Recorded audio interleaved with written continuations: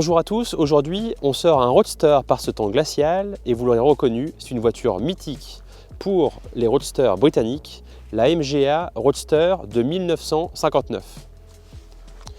Cette voiture-là est sortie de l'usine MG en 1955 et elle a succédé à la MG TF. Il y a eu toute la lignée de la MGT avec l'ATA, l'ATB, l'ATC et l'ATD.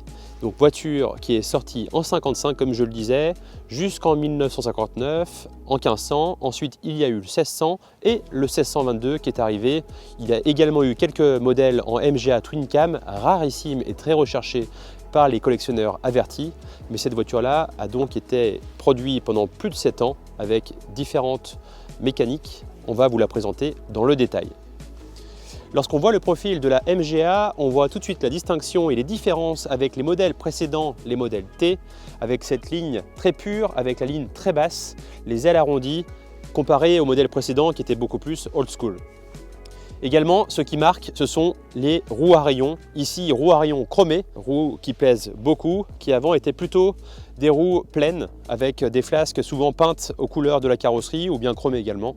Mais ces roues à rayons sont absolument sublimes et se marient parfaitement avec le design de la voiture.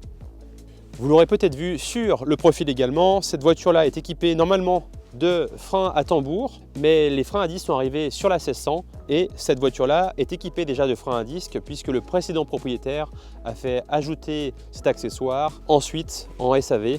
Donc pas d'origine, mais par contre une bonne amélioration pour en profiter pleinement. Comme je le disais, ce modèle-là est complètement épuré avec un pur roadster. Il n'y a plus la capote apparente, il n'y a pas de vitres évidemment, ce sont encore des vitres latérales, des side screens. Il n'y a même pas de poignée. On tire simplement à l'intérieur pour ouvrir et fermer la porte. C'est épuré, mais par contre c'est très efficace au niveau du look.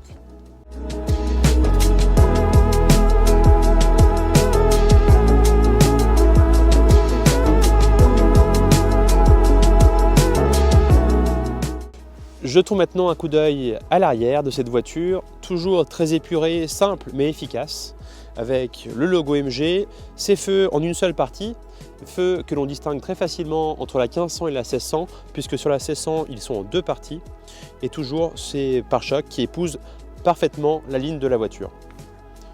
Sur cette voiture, l'ensemble des chromes sont en parfait état et ils se marient très bien avec les roues à rayons chromés. Les chromes ont été refaits et changés lorsque la voiture a été intégralement restaurée, que ce soit en mécanique, en carrosserie ou bien même en sellerie.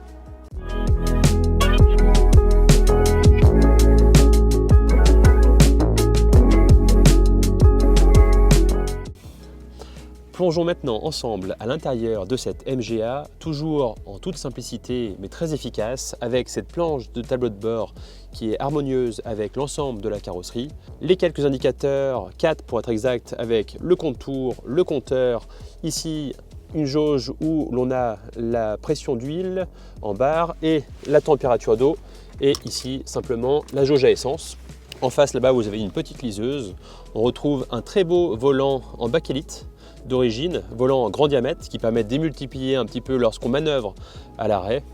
Et surtout sur cette voiture-là, ce que j'adore et ce qui change avec toutes les autres, c'est la sellerie en cuir et non pas en simili, sellerie en cuir noir avec les passepoils bordeaux. Et comme je le disais, pour accéder à la partie de capote, il suffit de passer en avant les deux sièges et ici on accède à la partie capote qui reste fixe sur l'arceau et qu'il suffit de déployer pour ensuite mettre sur le pare-brise et à l'arrière également. Nous avons les vitres latérales qui s'ajoutent de part et d'autre côté conducteur et accompagnateur. On constate également la qualité de la restauration de cette voiture en jetant un petit coup d'œil sous le tableau de bord et l'on voit que la restauration a été faite de façon professionnelle.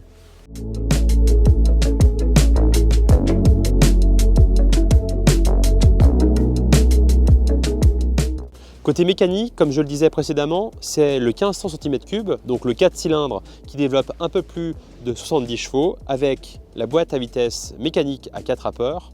C'est une voiture avec 2 carburateurs SU, voiture qui est très bien réglée ici, voiture qui a toujours été bien entretenue depuis la restauration.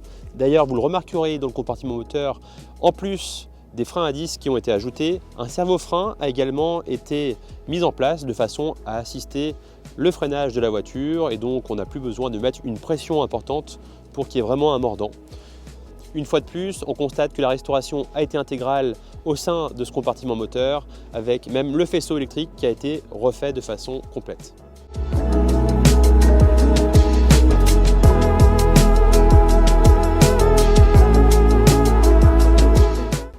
Cette MGA dans ce rouge vif couleur Orient Red a beaucoup d'arguments pour plaire à un futur propriétaire.